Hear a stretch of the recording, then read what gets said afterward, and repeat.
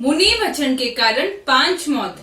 कभी कभी वचन एक तीर भी हो सकता है।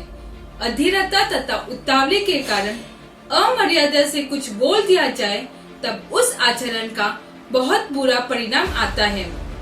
अच्छी बात भी यदि बिना सोचे समझे कह दी जाने से उसका परिणाम 5 जीवों की हत्या में परिणित हुआ तो सोचिए गलत या असत्य बात तो कैसे बोल सकते हैं। तो आइए जानते हैं इस वीडियो में यह प्रसंग। 12-12 वर्ष सूर्य उदित हुआ और अस्त भी हुआ, अभी भी उसके पति घर वापस नहीं लौटे हैं। ऐसे विचार के साथ एक स्त्री दरवाजे पे खड़ी रहती है और अपने पति की प्रतीक्षा कर रही है। एक दिन की बात है, कोई महाज्ञानी मुनिवर वहाँ से गुजर रहे थे। वे भिक्षा के लिए निकले हुए थे।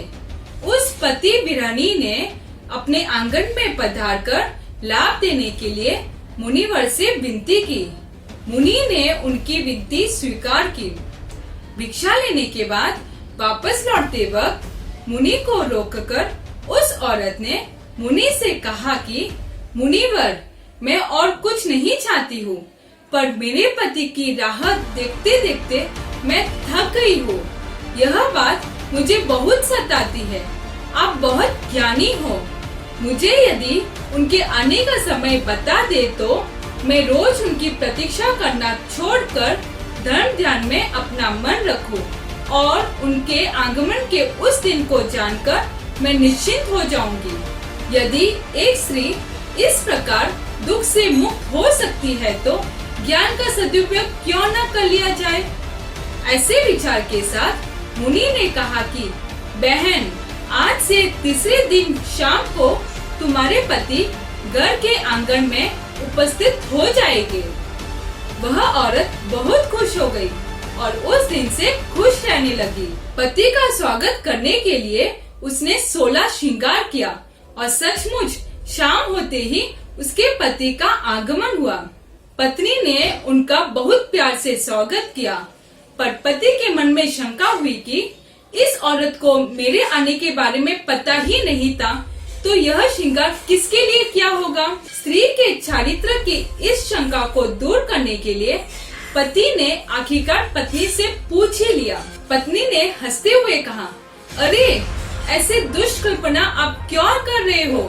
मुझे तो गांव में विराजमान जैन मुनि ने आपके आने के बारे में 3 दिन पहले ही बता दिया था, इसीलिए आज मैंने ये 16 श्रृंगार किए हैं। पर इस बात से भी पति के मन का समाधान नहीं हुआ। दूसरे दिन वह सुबह मुनि के ज्ञान की परीक्षा लेने के लिए वह उपाश्रय गया।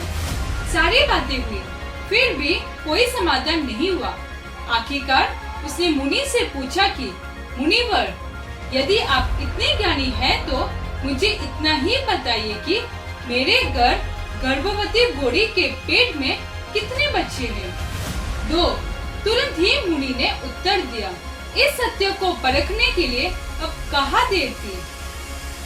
घर जाकर तुरंत ही उस आदमी ने घोड़ी के पेट पर तलवार से वार कर दिया और घोड़ी के पेट से 2 बच्चे निकल आए।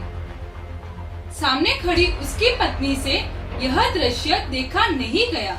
वह बेहोश होकर जमीन पर गिर पड़ी। मध्य रात्रि में भी उस स्त्री को नींद नहीं आई। अपने निमित्त से 3 जीवों की हत्या, यह विचार उसके लिए जानलेवा सिद्ध हुआ। उसने फांसी लेकर आत्महत्या कर ली। सुबह होते ही मुनि को यह खबर मिली। इन चारों हत्याओं की जड़ मैं स्वयं हूँ। ऐसा मानकर आलोचना लेकर अनशन करके मुनि ने देह त्याग कर दिया। इस वीडियो में हमने यह जाना कि कुछ भी बोलने से पूर्व और उत्तर देने से पहले हमें बहुत विचार कर लेना चाहिए। जय जिन शासन।